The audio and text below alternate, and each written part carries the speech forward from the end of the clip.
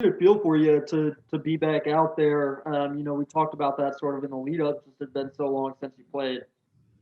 It was kind of nerve wracking going into the game just because obviously I had played before, but that was my first start, and I know the role that I have on the team. So during the kickoff, I was feeling the nerves, but once I got out there, everything came to play.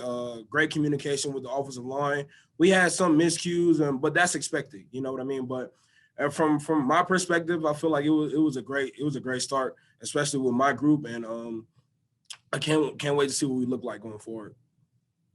Yeah, I mean, how would you grade your performance? And obviously, there's probably not a tougher assignment to go up against in the first game than that defensive line and that defense. But how would you guys, sort of grade your performance in that one? I would say we had a good performance. Around a high C, low B. Obviously, we had some miscues on the offensive line just with where to slide to the protection and who to target in the run game. But once we found our groove in the second half, I think we got more confident in each other and got more confident in the communication.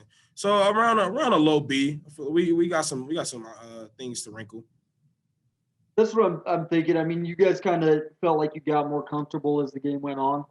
Yeah, 100%. Once we started to get because we had watched a lot of film on them, but they started throwing new things out there in the first quarter, things that we didn't see. And so once we made adjustments at halftime and reported those things to our coaches, we got those things kind of sorted out. And as you can see, we started to open up in the run game, and then that started to open up the pass game. So it was hard at first, but we made those nice adjustments. We talked about this earlier too. I mean, the other part of it for you is, you're sort of the leader of that line. Aside from being the center and making the calls and stuff, you've got some of the most experience on that line. What was that like? What was that like on Saturday? Man, it was like I said, because they were throwing new things out there. It was kind of tough in the beginning, but it was just my job to keep everybody's composure and keep everybody's morale up during the tough times in the game, and just know and be confident that we'll get it together. You know what I mean? Just we need a couple snaps and a couple more plays to get back on track. But it was comforting to be able to comfort my teammates. Does that make sense? I felt good being able to tell them, like, it's okay. I've seen this movie before. I've danced this dance a couple times, and I know that within a couple drives, within a couple possessions, we'll get it back together. So it was no sweat later down the line. Seems like there's always a lot of talk about chemistry with the new quarterback and receivers. Talk about what maybe the importance of a quarterback center chemistry and how things are working with you and Tyler so far. I mean, I would, in my opinion, that's one of the most important chemistries or relationships to develop, especially with a young team or an inexperienced team, like Coach Finn said. And Tyler's been so great. I mean, we talk almost every day. We're always talking. I like to compare us to Peyton Manning and Jeff Saturday. We're always talking. We're always arguing about things, but that's only to get each other better. And he came in wanting that type of relationship with me. Anytime something goes wrong, he's at me. Anytime something goes wrong for me, I'm at him. You know what I mean? So he wants to get better. I want to get better. It makes it easier on both parts. Then we can lead the offense together.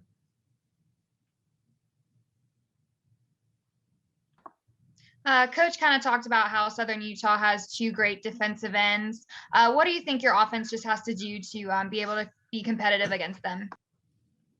To me, all we have to do is follow our coach and follow our technique. I feel like we have some of the best coaches in the Big Sky, and they prepare us really well. And for our tackles, obviously, yes, it is a big task, but we're going to rep it. We're going to rep as many looks as we can in practice. We're going to do as many drills as we can in practice to get it together. But I have the utmost confidence in my tackles to get the job done against whoever. So I think we're up to the challenge for sure. You guys are going to be hitting the road this week. Just how do you prepare differently for a road game than you did this past week playing in Holt? Well, to me, it's nothing really different. It's a football game, 12 o'clock Saturday for me. That's how I look at it.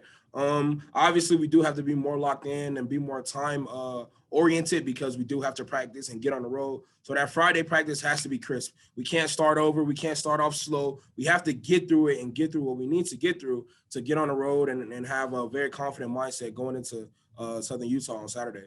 So we just have to stick to the script. Nothing really changes.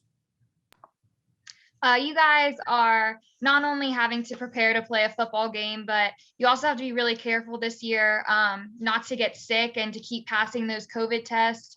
How does that make this any more challenging or nerve-wracking? And just how has that been different this year with COVID? I mean, it is an adjustment going into it. Obviously, it's something that nobody's ever experienced before, and so you always have to be cognizant of who you're around and where you're at, and do you have your mask and things like that. But it's football, man. We make sacrifices all the time, and this is just something that we had to sacrifice. We can't party, we can't necessarily mingle as much because we have this common goal, and we want to win a Big Sky championship at any means. So it was an adjustment at first, but we've gotten used to it, and you know, it's a way of life now. Thank you. But sorry, Terron, one more. No, it was all good. Yep. Yeah, my bad. What's the process? You know, Coach talked about, like, you know, the process of correcting mistakes. I mean, what's that like for you as a player, you know, looking at it in film and then having to go out and sort of translate the fix to the practice field and then hopefully to the next game?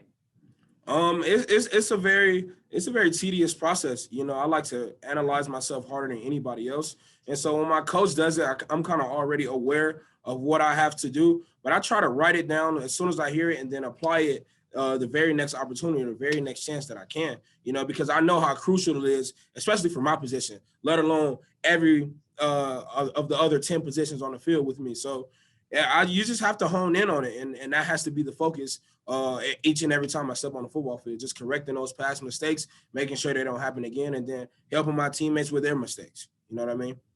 So you're the guy, you're taking notes in these film sessions, taking notes on what you need to be, you know, writing everything down.